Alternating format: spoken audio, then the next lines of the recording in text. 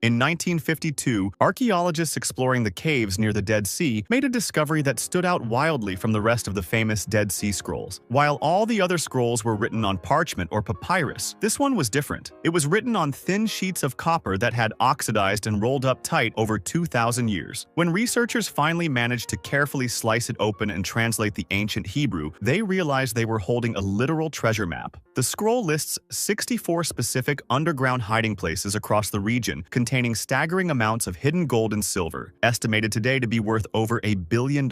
However, there's a problem. It's a map that can no longer be followed. The directions rely on highly specific, localized landmarks that haven't existed for 2 millennia. Also, 7 of the 64 locations end with random, unexplained Greek letters, and scholars have no idea what they represent. The 64th entry states that a duplicate copy of the Copper Scroll exists, hidden in a separate location, containing a more detailed explanation of the landmarks. That duplicate has never been found. Despite decades of intensive searching by archaeologists and treasure hunters, not a single coin from the Copper Scroll has ever been found. But who had that much gold to hide? Historians generally fall into 2 camps. The first believes this was the collective wealth of the ascetic Jewish sect that wrote the Dead Sea Scrolls. The second theory takes us to 70 AD, when the Roman Empire laid siege to Jerusalem during the First Jewish-Roman War. During that war, the Romans completely destroyed the Second Temple, the holiest site in Judaism. Once the Jewish people knew the Romans were coming, the temple priests may have frantically smuggled the national treasury out of the city and buried it across the desert. Some others also think that it was either a work of folklore or wealth that was gathered during the Second Jewish Revolt against Rome.